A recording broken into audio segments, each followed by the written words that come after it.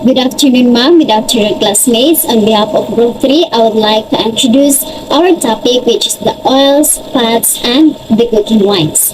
So for now, let's talk about oils and their fats. First on the list, we have an olive oil. Olive oil is the starting point of a variety of French dishes. The delicate aroma and a distinctive taste of extra virgin olive oil are highly prized by French cooks and chefs, used in variety of marinades, vinaigrettes, and also a cooking staple. This one ingredient is one of the cornerstone of French cuisine. The olive oil is the major component of the Mediterranean diet, rich with siya of antioxidants. Olive oil also contains the main fat, which is the monounsaturated fatty acids, which experts helpful fats. When we say monounsaturated oleic acid, is an omega-9 fatty acid, most probably ato na to siya makita sa may healthy high-fat ng mga pagkaon, like for instance, vegetables or mga animal sources. I've said earlier nga nag-contain siya og mga healthy fats. So first is, healthy siya sa monounsaturated fats, muna akong ngayon kaganina. Second is, contains large amount of antioxidants. Third, has a strong anti-inflammatory properties. Fourth is to help prevent strokes. Fifth is protective against heart disease. Sixth is not associated with weight gain and obesity. Seventh is may fight Alzheimer's disease. So also man ang Alzheimer's disease, it is the most common neurodegenerative condition in the world. Next is may reduce type 2 diabetes risk. 9 is the antioxidant, and olive oil has anti-cancer properties. 10 is to help treatment rheumatoid arthritis, and the last has antibacterial properties. So those are the 11 proven healthy benefits sa olive oil, and that's why you considered siya as heart healthy for many good reasons. Olive oil na siya tulo ka different grades, which is the extra virgin oil, pure oil, and the light. But more running duha ang mga most likely run and two. So let's talk about first the extra virgin oil. Extra virgin oil is from the first pressing of the olives and is the best quality. Of course, best quality gani siya kay first man siya nga produce gikan sa olives. And also the highest price tag. At least the extra virgin is the best for salads. So since ang extra virgin oil kay gi-produce man siya gikan sa olive, so napod siya mga healthy benefits. Like for instance, na kay diabetes, pwede ka na nimo siya butangan og extra virgin oil kay it lowers blood pressure, protects bad LDL cholesterol particles from oxidation, and improves the function of blood vessels. So LDL, by the way, it is the low density lipoprotein. Next is the pure oil. Pure oil is from the second or third pressing of the olives and is processed with heat or chemicals, as it does not have the same quality or flavor of extra virgin. It's commensurately less expensive since heat destroys the flavor of the oil. Makes sense to use pure or an inexpensive supermarket grade extra virgin for cooking. Aside from that, ang pure oil has lower quality than the extra virgin olive oil, with a lighter color, more natural flavor, and oleic acid measuring between 3 to 4%. Ang kaninga kind sa oil, kaya gitawag siya og all-purpose cooking oil. Next is virgin pumpkin kernel oil. A decidedly forthright and refined oils that delivers a nutty taste and the aroma of pumpkins. This robust oil will enhance your cuisine, but used sparingly, as it is potent as it is delicious. It's obtained from the seeds of pumpkins, roasted and then cold pressed to extract a beautiful rusty oil that's chock full of properties. Loaded with vitamins A, B1, C, D, and E. It's also rich in magnesium and omega-3 fatty acids, those powerful antioxidants. With a deep nutty flavor, you can use pumpkin kernel oil to make salad dressing and vinaigrettes, or to finish soups and sauces, even pasta and risotto. So, ang extra virgin kernel oil is a high amount of free fatty acids, including the four dominant fatty acids, which is the oleic, linoleic, palmitic, and stearic. So, ang kaning mga upat kay maghatod lang ko overview kung unsa ni siya. So, ang oleic is the fatty acid occurs naturally in various animals and vegetable fats and oils. While ang linoleic, it is the major dietary sources of linoleic acid are the vegetable oils, nuts, seeds, and eggs. While ang palmitic is the principal saturated fatty acid in olive oil. Stearic, which is the last, is the found of various animal and plant fats and is major component of the shea butter. French virgin hazelnut oil. This virgin hazelnut oil from France has a beautiful yellow ochre color and a woody taste. The oil is made only from the finest hazelnuts, which give it an intense yet delicate flavor, simply extracted by pressing pre-toasted and crushed hazelnuts. Has optimal nutritional values and an authentic taste. In addition, ang hazelnut na contains sad siya og 75.5 to 83.16% monounsaturated fatty acids, 7.15 to 9% saturated, and 8.47 to 15.66% polyunsaturated fatty acids. Next is the seaweed oil. Seaweed oil is also called as the algae oil. It has the highest smoke point, which makes it an incredibly versatile oil. Munang magamit siya bisag unsa, like sa dressing to baking, sauteing, and high heat frying. Oil or a source of fatty acid dietary supplement, as it contains mono and polyunsaturated fats, in particular EPA, or what we call as eicosapentaenoic acid, and DHA, or it is called as docosahexaenoic acid, both of them omega-3 fatty acids. The next is the virgin pistachio oil. A rich and complex virgin oil made from cold-pressed pistachio nuts has a beautiful jade green hue, a bold and fresh aroma, and a flavor profile rich with the taste of fresh pistachios. Ang kani siya nga oil, perfect siya gamiton sa mga green salads, or i-dressing ba nimo siya, or paired ba nimo siya sa seafood, or whatever fish it is. Pwede po siya sa baking.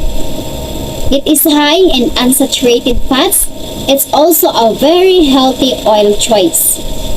So based on my research again, ang pistachio oil is high in vitamin E. Nag-contains siya og 12.7% saturated fats, 53.8% monounsaturated fats, 32.7% linoleic acid, and 0.8% omega-3 fatty acids. This kind of oil is used as table oil just to add flavor to foods such as steamed vegetables. Grapeseed oil. Grapeseed oil is extracted from grapeseed, a byproduct of wine making. This process usually involves various chemicals, including toxic selven-hexane. Has a neutral taste and aroma. It's valued for cooking because it holds up to high heat and add no flavor of its own to a dish. This lack of culinary character makes it popular supporting player for recipes when you want other flavor to be a star. Grapeseed oil is sensitive to high heat and should not be used for frying. However, it can be used safely as a salad dressing or on baked goods. Some people are concerned that traces of toxic solvent such as hexane could adversely affect people's health. Virtually all solvents are removed from vegetables oil during the manufacturing process, but very small amount may remain. Example for grapeseed oil recipe: braised chicken with mushroom and leeks, spicy egg and shishitos, and spicy herb sauce. Virgin walnut oil, rich in minerals, easy on the digestion, and full of fantastic nutty flavor. Walnut oil is better relegates to the world of cold preparations, sauces, and garnishes. Incorporate the oil into dressings, drizzles it over salads, vegetables, soups, grilled meats, and mild cheeses. Use it as a base for mayonnaise, pasta, and marinades. Perfect for savory or sweet preparations, substitute walnut oil in the place of vegetables or olive oil in any of your favorite recipes to add a delicious roasted nut flavor to them. 3 recipe I add walnut oil to: carrot cake recipe, roasted chicken, or yogurt or oatmeal. French lobster oil, a unique culinary ingredient. Lobster oil is just that oil infused with roasted blue lobster shells, giving it that lovely rose-like color, fragrant aroma, and gorgeous flavor that won't overpower a dish. By boiling the shell of the lobster down with standard stock vegetables and grapeseed oil, grow and nature creates their own of a kind lobster oil. A true delicacy, a little bit of this oil goes an incredibly long way. Whether you drizzle this lobster oil over smashed potatoes, sushi, risotto, or even your morning eggs, you will be surprised by the incredible flavor. Also, try it on grilled shrimp, chicken, or even on the simplest plate of pasta. Pure almond oil, an oil highly concentrated with the aroma and flavor of delicious toasted almonds. Our pure almond oil from France is lovely for finishing dishes. High in omega-3 and omega-6 fatty acids. This pure almond oil for sale is a powerful antioxidant. Drizzle over salads, roasted and grilled vegetables, or use it for baking cookies, cakes, biscotti, or other pastries. Not recommended for high heat cooking. Almond oil is also widely used in baking to add nutty, toasty flavors to cakes, cookies, muffin, or cinnamon buns. Virgin peanut oil. Virgin peanut oil boasts a rich nutty flavor, the perfect complement to countless savory dishes made by freezing whole virgin peanuts to release their oils. They are free of any additives or stabilizer, boasting rich unadulterated peanut flavor, vitamins, and nutrients. Peanut oil is full of essential healthy fats, contains the amazing nutty aroma and flavor of the peanuts it was made from. Virgin peanut oil is simply bursting with these flavors and should be used to add savory rich notes to your recipes. Instead of frying or cooking with it, try drizzling virgin peanut oil over salads or roasted vegetables. Add it to dressings, sauces, and marinades, or bake with it to add a deep, nutty flavor to your cakes and quick breads. But it is also commonly used in baking, sautéing, frying, or other forms of cooking. French virgin hempseed oil is especially rich in polyunsaturated fatty acids, some of which the body cannot produce on its own, making hempseed oil a rich source of nutritionally valuable antioxidants and vitamins. When cooking with hempseed oil, keep your temperatures low because of its low smoke point. Hempseed oil will break down in the presence of heat and quickly lose its nutritional value. While stir frying is not recommended with this oil, it is perfect for other culinary applications like dressings and sauces. Drizzle it over vegetables or pizza. Cooking tips: it is perfect oil for your fishes or season your salads, or you can also add some drops on your vegetables once cooked. One of recipe is Spanish and strawberry salad. Avocado oil. What is avocado oil and how it is made? Avocado oil has been pressed from the inside or pulp of an avocado. Unlike other vegetable oils made from the relatively low-fat source material like soybean or corn, avocados are rich in healthy fat and easy to extract oil, meaning there's no harsh chemical solvents or extra processing during the refining process. Sesame oil. Sesame oil comes from the sesame plant.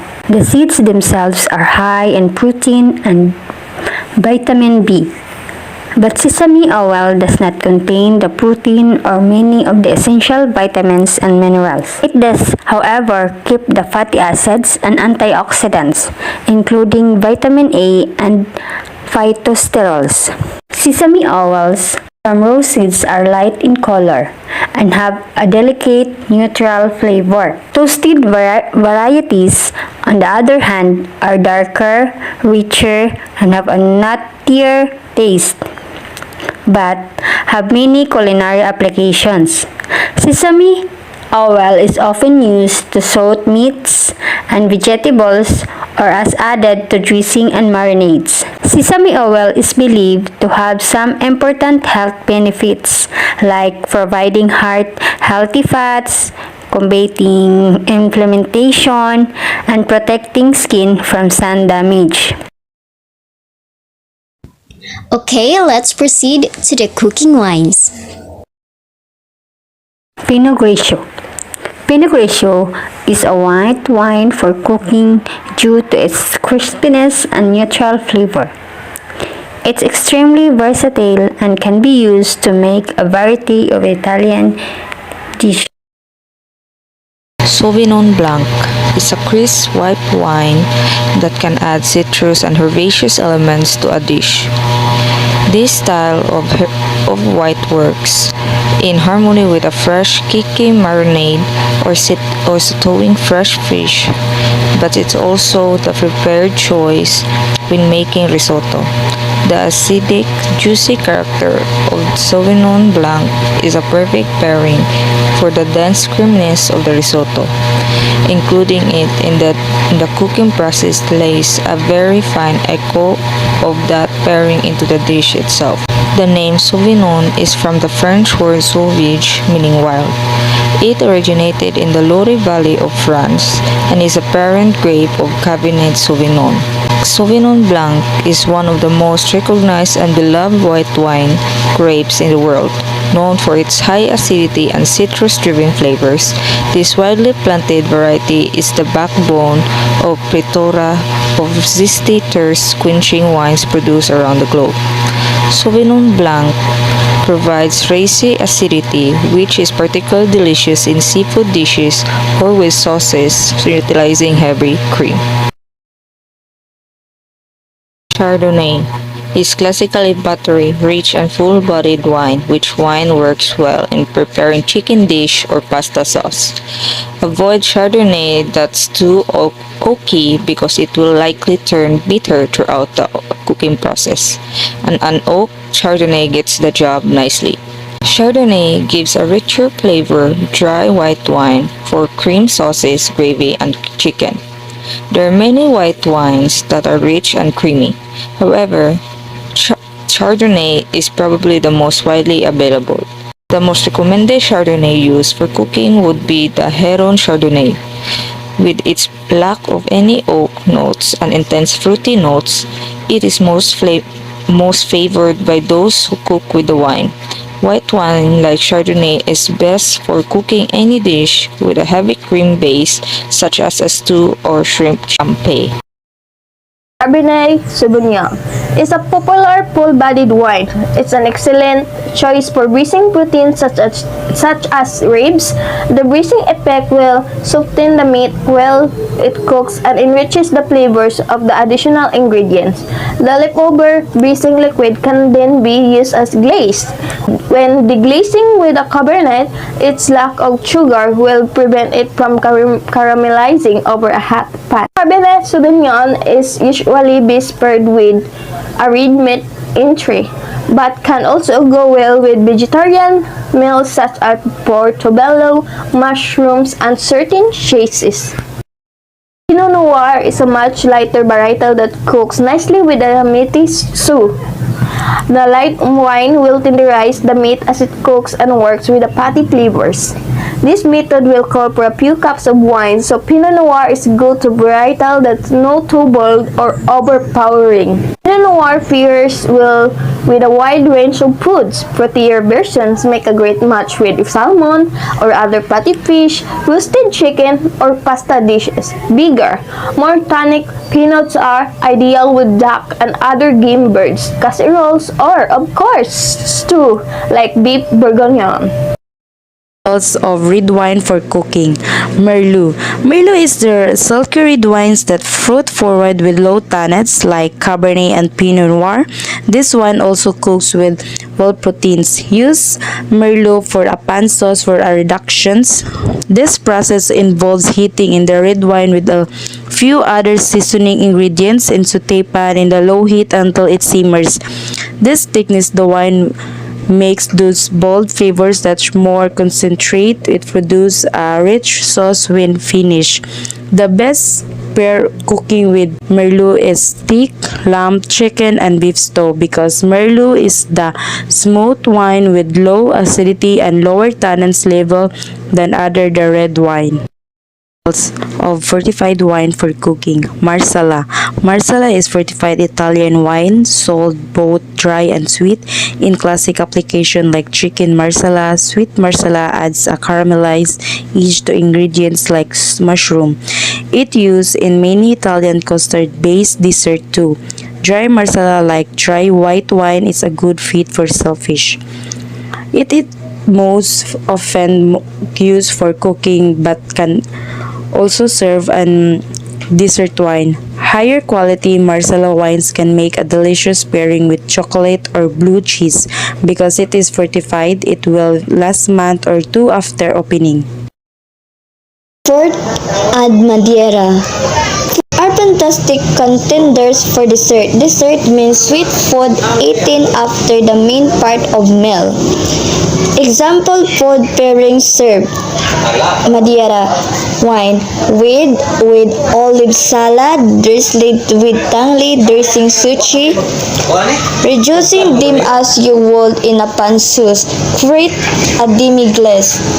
Demi-glace means is a rich brown sauce in a French cuisine, used by itself or as base for other sauce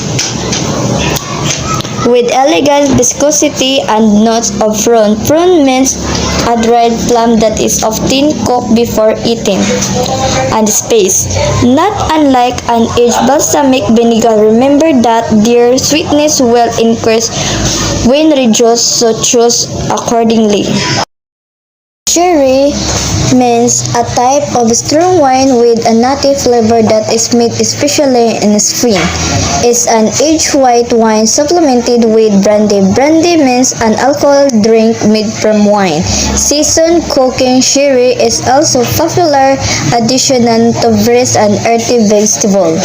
For me, this sherry wine can be added to braces and earthy vegetable.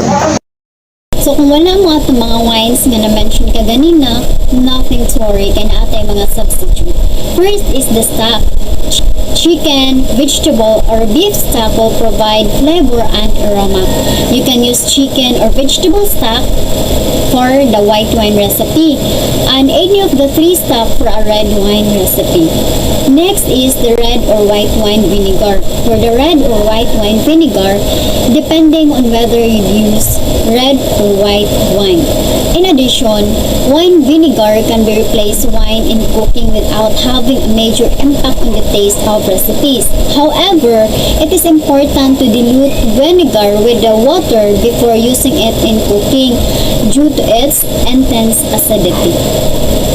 So for the juice, a rich fruity juice like grape, cranberry, or pomegranate can substitute for red wine.